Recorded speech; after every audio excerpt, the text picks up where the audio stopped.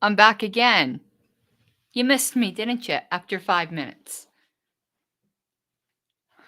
More breaking news. More breaking news before I even finished the last stream. But I've had some email requests of people trying to get in at the last minute. Their good convention gear. Here you go. tinyurl.com/pink flame merch.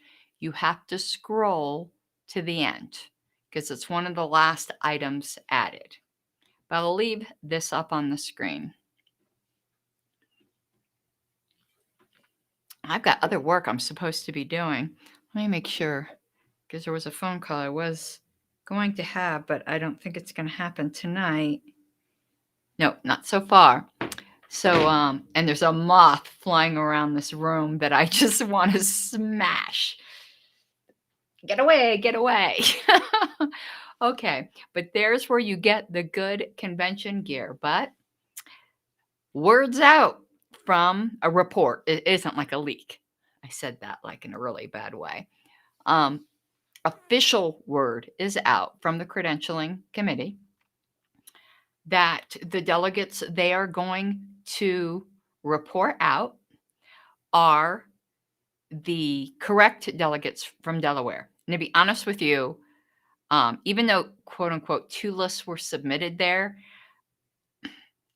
I don't think they had a choice in that. They obviously disagreed. They had a vote. I'm not on the credentials committee. That was already decided by the JC. To me, that should, but I guess because 2 lists were submitted, they had to have a vote. So, no fault there. I mean, multiple lists were submitted. Now in Massachusetts, which is the subject of a current JC, hey, Justin O'Donnell, that is the one situation, one of the rare situations where the Credentials Committee does have to make a choice. Now, earlier in the year, not even that much earlier, things moved so fast. I had said that the Credentials Committee has to report out the quote unquote officially recognized affiliate, whether or not I think they're the right ones. But now that there is a pending JC dispute with the promise of a second appeal to be filed, it is a legitimate dispute that has to be resolved.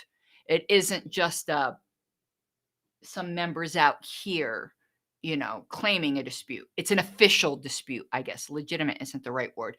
It's an official dispute that needs to be resolved. And I'm proud of the Credentials Committee for, I don't know who voted which way, or I would say names in praise, because I told you this month I'm trying only to mention names when I can praise people, because even people that I don't like what they do most of the time, I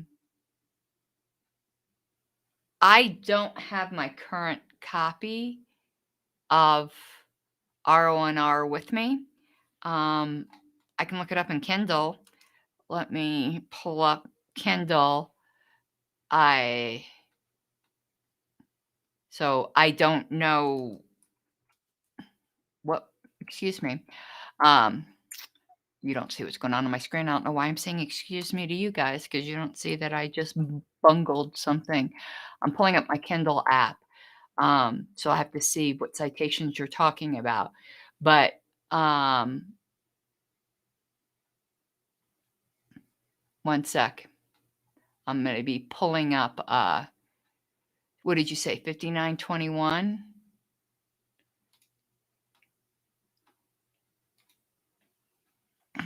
One sec. Having a really slow. Why doesn't it? Okay, let me just go to chapter. Let me go find section 59.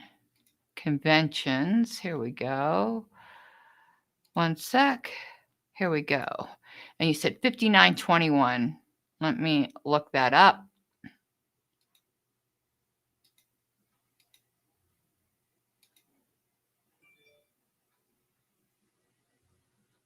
Oh, yeah, that's the thing that's been cited all the time. Um, blah, blah, blah.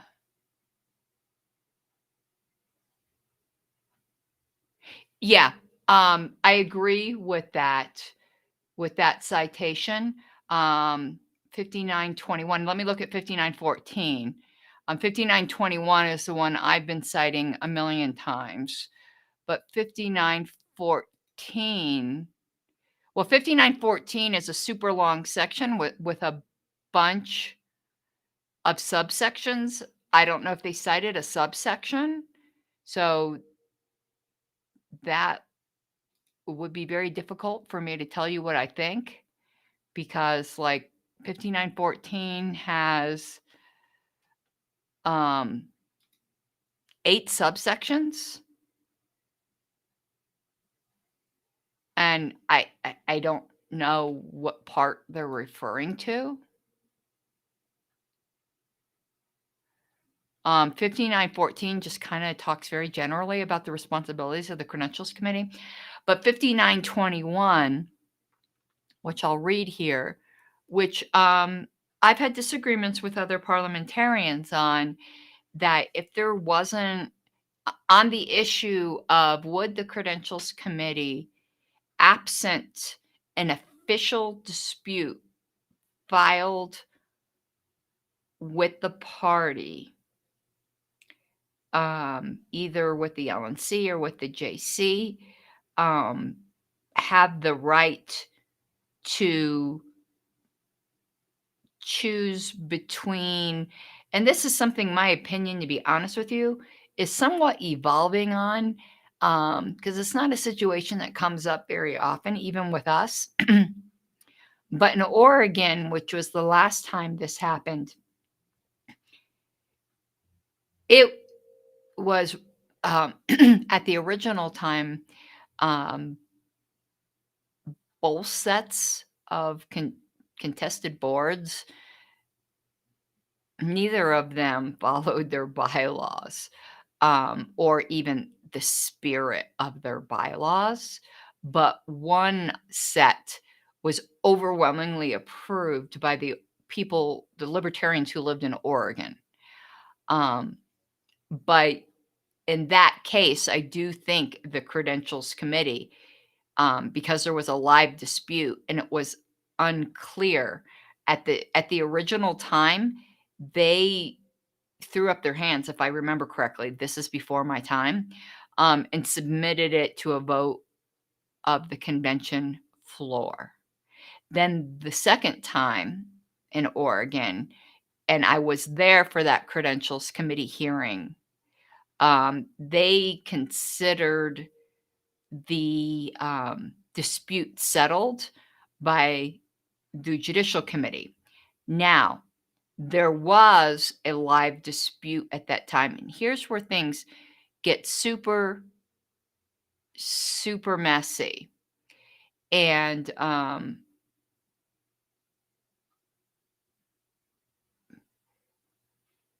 and that is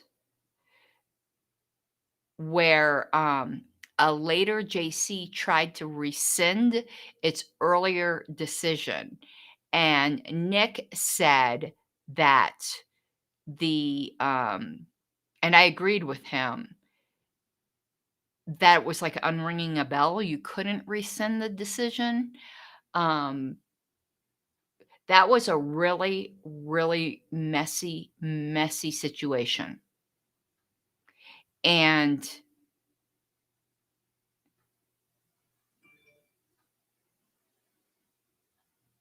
I was kind of very green at that time. I'm not so sure how I would handle things today, given the same fact pattern, to be absolutely honest with you. You know, you live and you learn. So we could only deal with today. And I certainly did not know as much about, um, Robert's, then as I do now. I had to look up what rescind was. I didn't even know at that time. I'm like, what the hell is that? um, but 5921, let's read that because this is going to become very important. Cases of contested seats in a delegation will seldom arise except in political conventions. And the rare event of a contest between two delegates or groups of delegates and serious doubt as to which is entitled to be seated. And I guess the word serious doubt there would play into what I'm saying. There needs to be an official, with the governing bodies. It can't be just some person sitting in the corner going, "Wow, I don't agree." Serious doubt, I think, needs to rise to the level of a dispute that's brought to the LNC or the JC. The serious doubt as to actually, let me back up here a second because I didn't read that whole sentence in context. It's a serious doubt as to which is entitled to be seated. Okay, that mean let me backtrack 'cause I did not read that in context. In context, it's saying there is actual dispute as to who is entitled to be seated, and if it can't be determined clearly, the committee should omit both from the list and report the fact of the contest to the convention as explained below. Um, if, on the other hand, after hearing the facts, the committee thinks the contest is not justified, it should enter on the list only the names of the delegates whose claim it finds to be legitimate. Um, the same, okay, the rest of this doesn't apply. So, yes,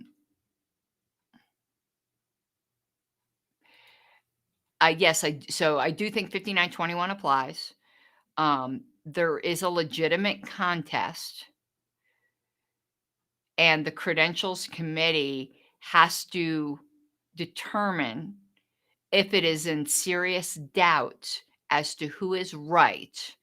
And if they are, they omit the entire delegation from however many sides, because I suppose there could be more than two sides.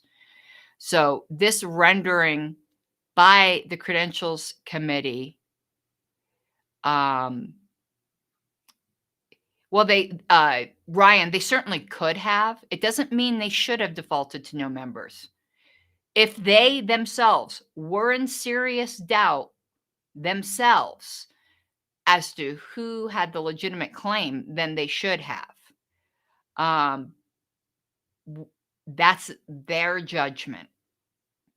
That is one of the rare cases in which the credentials committee um, has to exercise their judgment.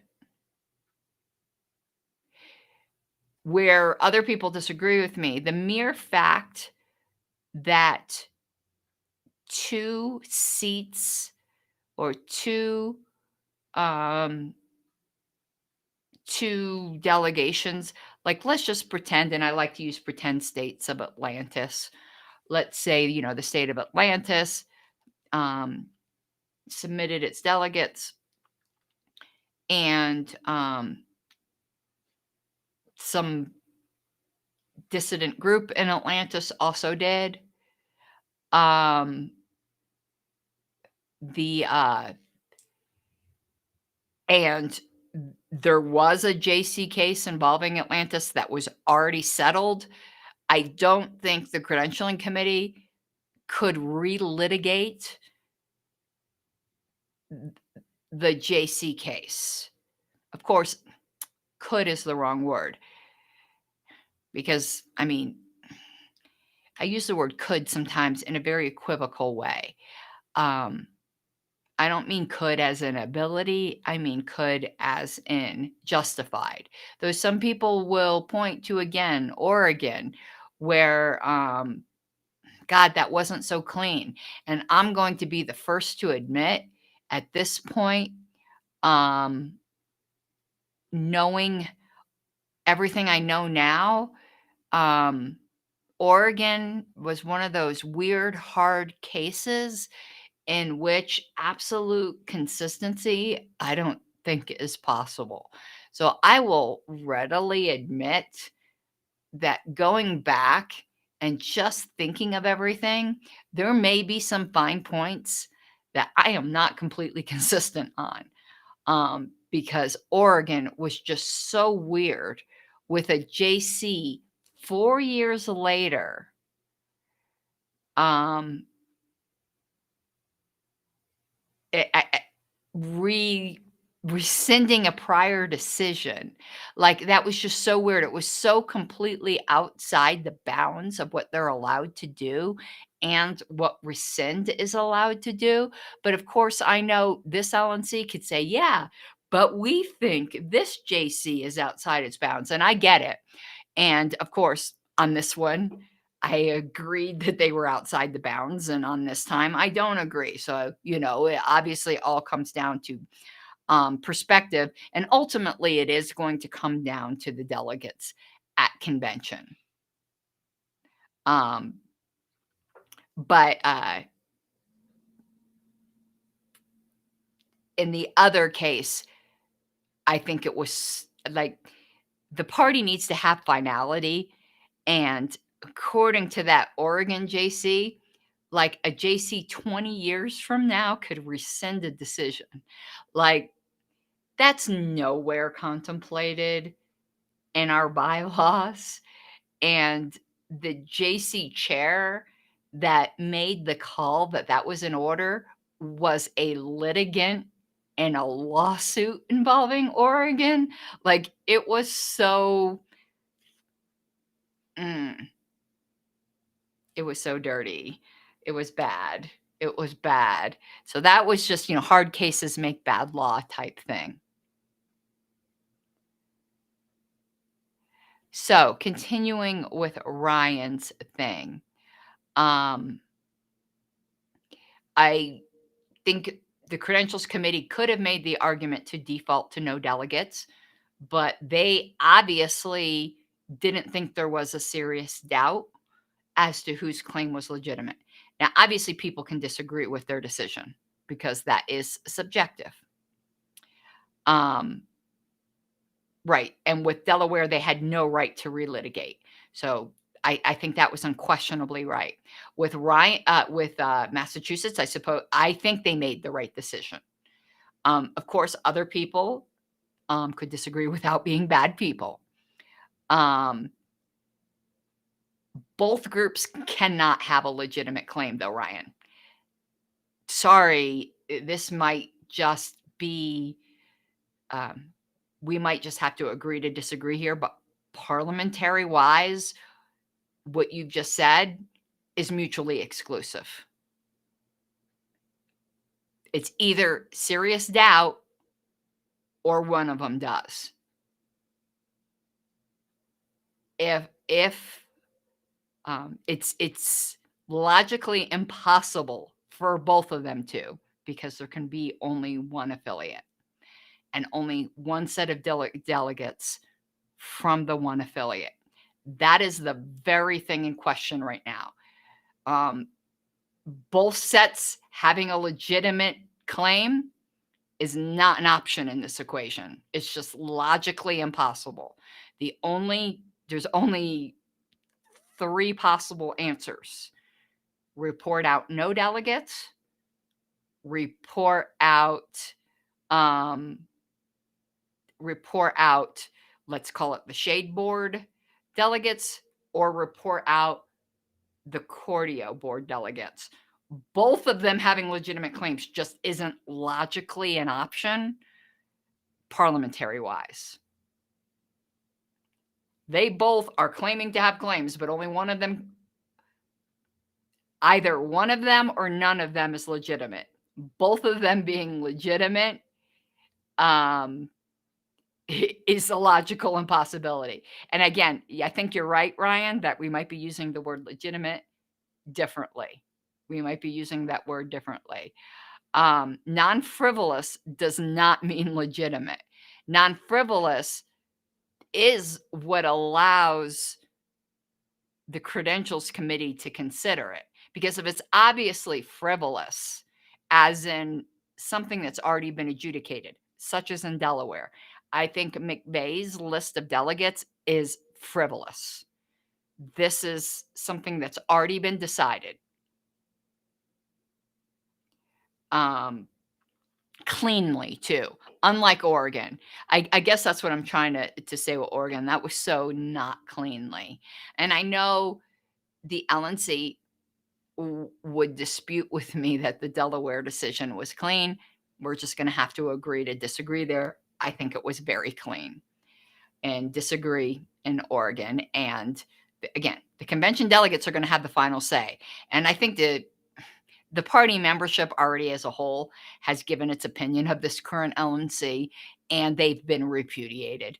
So I really don't think their opinion is going to win the day on Delaware. But of course, Delaware can be challenged from the floor. Any whatchamacallit, any delegation can be challenged from the floor.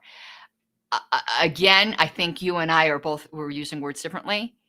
You can't have two justified claims. Only one of them can be justified. It's kind of the same as legitimate. But if you're using justified as being non-frivolous, as there being at least a prima facie case for a like the dispute is legitimate, I agree with you. There is a legitimate dispute. I think we're both saying the same thing, but in different words, and that you just might disagree that it is clear that one side is right. I think it is clear, crystal clear, that one side is right. But yeah, there is a legitimate dispute. But in this legitimate dispute, there are limited options. Either one of them is right or none of them are right. They can't both be right. So there we go. I think they made the right decision. But I do think that reasonable people can disagree, quite obviously. Shit, 2 years from now, I might disagree with myself. I'm always trying to learn and grow, but that's kind of how I see it now. That, there is a legitimate dispute that has not yet been finally adjudicated. And the difference here, Ryan, is the chances, because the LNC, by its own fault, and the old board, by their own fault, have ran out the clock. This isn't going to be finally adjudicated by Reno. I think I would agree with you if I thought there was enough time to get through 2 appeals before Reno. I think I would agree with you then that perhaps they should have waited. Also, remember, I want to, because some people may have lost this in the noise. I want to be very clear here. I am not an unbiased person at all in this. I represent one of the expelled members as their parliamentarian. So obviously, I am very, very, very biased here. So everyone needs to take that into consideration and come to their own conclusions. Just understand my bias, which is big. My bias here is giant. So let's just get that right up front. Because I'm not, and also I'm an appellant myself. I signed on to the appeal. So there's like a million ways in which I'm not unbiased here. Like if I were on the credentials committee, I would have to recuse myself. But I'm not on the credentials committee. So yeah, I believe they made the right decision. But reasonable people can disagree. But this wasn't more of giving my opinion, which may evolve. It was more to just let you guys know what happened. This is what happened. Um, the Delaware thing, I think, is a no-brainer. You know, I'm sure McVeigh will argue about it till the cows come home. But in general, I think that's a no-brainer. And reasonable people could probably end up disagreeing on Massachusetts. I do agree with you, however, Ryan, that the only reasonable choices the credentialing committee had, or maybe you don't, I don't want to put words in your mouth. I think the only reasonable choices the credentialing committee had was either report out none or report out the Cordio board. To me, it is obvious that what I've been calling the shade board is wrong. And that the LNC has refused to do its job.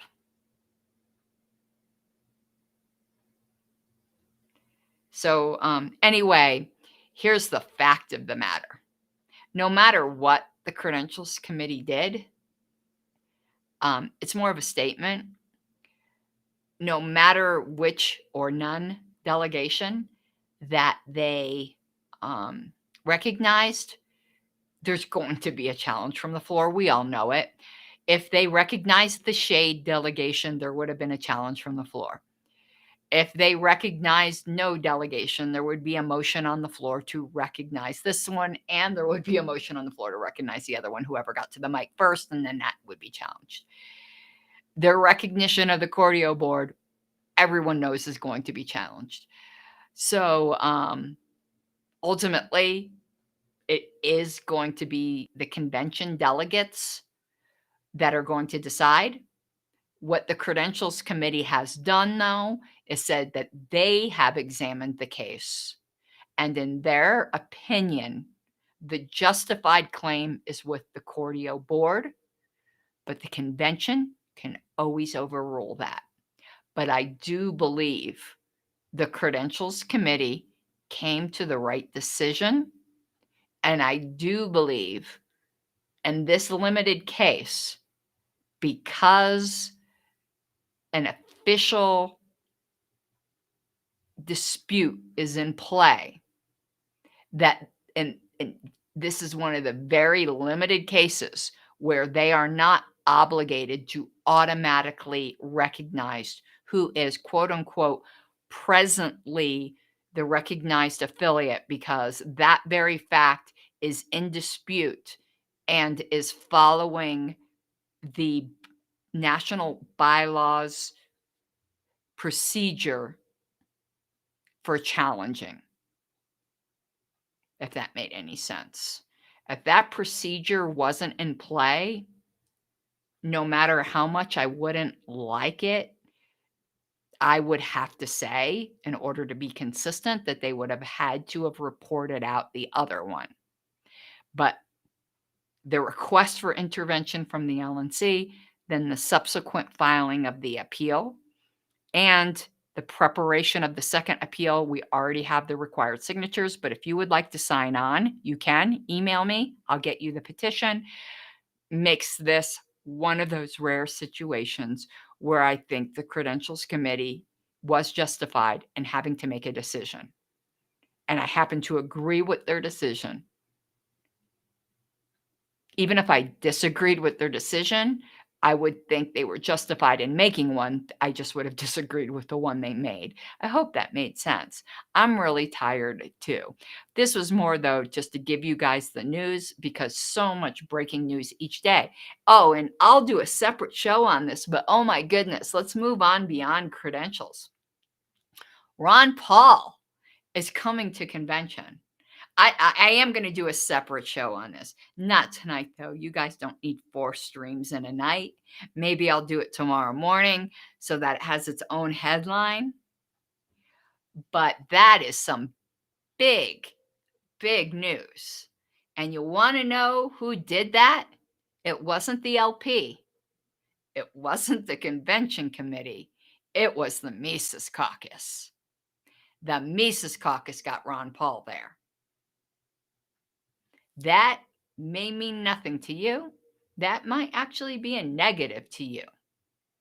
But to me, this shows that the Libertarian Party is poised under Mises leadership to bring in the general liberty movement into the party. Because whether we like it or not, or we as LP partisans, excuse me, I spit at the screen, whether we as LP partisans like to admit this or not, the general liberty movement views us as a joke. Most libertarians in this country are not members of the Libertarian Party and would rather chew their own foot out of a bear trap than be one. And there's a reason for that. And we need to turn that around. That is so ridiculous that that hasn't been one of the number one priorities of this party is to bring in the libertarians. We've been so worried about like, oh, independence and things like that. Great. We need to bring everybody into the party. But the fruit that's ripe for picking are people that are libertarians already. Rather than trying to convince independents or perhaps Republicans or Democrats that are starting to look around going, you know, maybe this party isn't for me. Yes, I want those people. But oh my God, we're not getting the low hanging fruit, which is the people who already agree with us. They just think we're a joke. And the fact that the Mises Caucus got Ron Paul there, and allegedly there's going to be more announcements, that says something to me. And I think you have to have your head up your rear for that not to be saying something to you. Again, unless you're just one of those people who hate Ron Paul, and in which case, and I'm not like, Ron Paul didn't bring me into liberty. I'm one of those weird people who discovered Ron Paul after I was already a libertarian. So you can't accuse me of being this blind Ron Paul fangirl. But after becoming a libertarian and learning of everything he did, that guy is the GOAT. Do I agree with him on everything? No, I don't agree with myself on everything, as I approved in this show. But to not say that he's been the most influential, excuse me, pardon me, woo, a dust up my nose. To not say that he is, at least arguably, the most important libertarian figure of our lifetime, you're smoking crack. And hand some over, baby. And the fact that the Mises Caucus got him there, sorry, you're not being honest with yourself if you don't realize this is a big deal. This is a game changer. This shows where the momentum of the liberty movement is.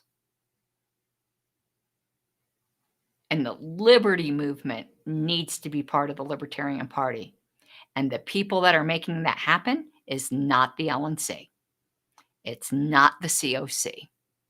It's the Mises Caucus. Like it or not, or as Will McVeigh said, cope and seethe, baby. Because that is the fact. That is just the absolute fact. And I am impressed. And it takes a lot to impress me. I'm going to do a show tomorrow probably down in my studio rather than up here with the shitty lighting, on the Ron Paul announcement all by itself, because it deserves its own title. Because some people are going to see the title of this show and go, oh my God, just shoot me in the head. There's nothing more boring than talking about credentialing. Um, but anyway, that's what's going on. I think the Credentials Committee made the right decision. The convention delegates will always have the final say on everything, really. What's coming up in some shows? I want to take this off the screen. I want to do a little whoring here for my campaign. We are down to just a tiny amount I need to raise. Again, I don't have the exact figure. I think we're down to $250 I need to raise. It's close. I'll get you an exact figure. I have so many emails and thank yous to send out. Shows that are coming up. During the JC hearing, Tara DeSisto made a claim that she either didn't know or purposely misled people. Neither of those statements are flattering. So we're going to do a show called Let's Talk About PACs, PACs. I am not an expert on PACs, so this is going to be very basic. There will be people in the audience and chat that will know far more than me. I effing hate the FEC. It gives me hives. But we're going to talk about all the stupid, and I'm sorry, I can't call it anything else but stupid PAC rhetoric that has gone around. That's a show that's going to be coming out. The minute somebody says the Mises PAC instead of the Mises Caucus, I immediately stop listening. Immediately stop listening. And so do most people. So if you're one of those people who think you got a gotcha, particularly if you're a member of the Radical Caucus, which is a PAC, or if you are a former member of the Pragmatist Caucus, which was a PAC, I do not take you seriously whatsoever. Just an FYI. And by the way, in case you didn't know, this will all be coming up in the show. You know, Dan Fishman, who kept inserting himself into the Massachusetts thing because he's either he's a Maryland delegate now. So I think he's a Maryland resident. I don't know if he has dual residency or whatever. Did you know that Dan Fishman was part of a super PAC as of up until November 21st? Did Tara have the same problem with Dan Fishman since she allegedly has problems with super PACs? People for Liberty, up until November 21st, 2021, was a super PAC. Oops. So we're going to be talking very superficially about PACs because the FEC gives me hives. And we're going to be talking about region formations in kind of a boring way because regions are forming right now. And a question has come up to me: who gets to make the decision on whether or not a state joins a region? Unless your bylaws specify otherwise, it is your state chair. However, this gets back to talking about the strong chair versus the weak chair model. A good chair will alert the board as to what he or she intends to do and will give them opportunity to make a motion to override their decision. Colorado recently signed a regional agreement. Our bylaws are silent, which means the state chair, who happens to be my husband, can just unilaterally sign the agreement. But my husband distributed the draft agreement to the board in plenty of time for them to object and make a motion to override his authority.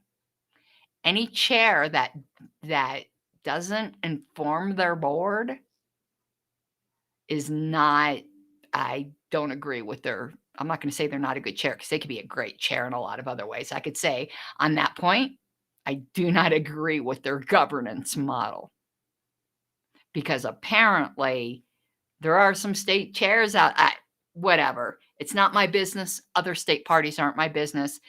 All I can say to members, if you're unhappy about an agreement your state chair signs, amend your bylaws. But also, perhaps next convention, elect a different chair that won't unilaterally make decisions without consulting with the board.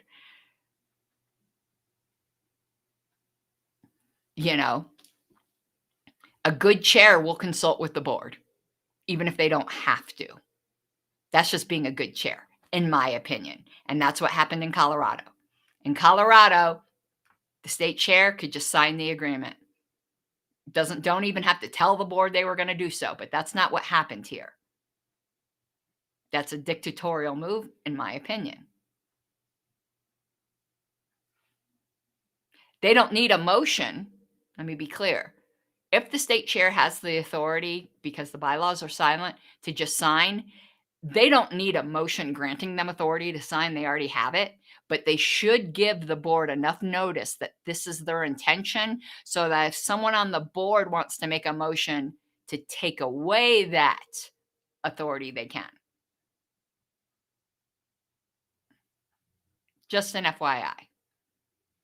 Okay, that's just my opinion. Again, if your state does things differently or you disagree, your state, unless you've asked me for help, retained me in some way as a parliamentarian, or there's some kind of blatant corruption, your state's not my business. It really isn't. I've got enough of my own business to mind in Colorado. I'm sure there are states who will do things that I disagree with, and you want to know what? That's your business. All right, I'm going to go now. I better shut up. Shit, this has been almost a 45-minute stream. It's supposed to be like 2 seconds. Bye.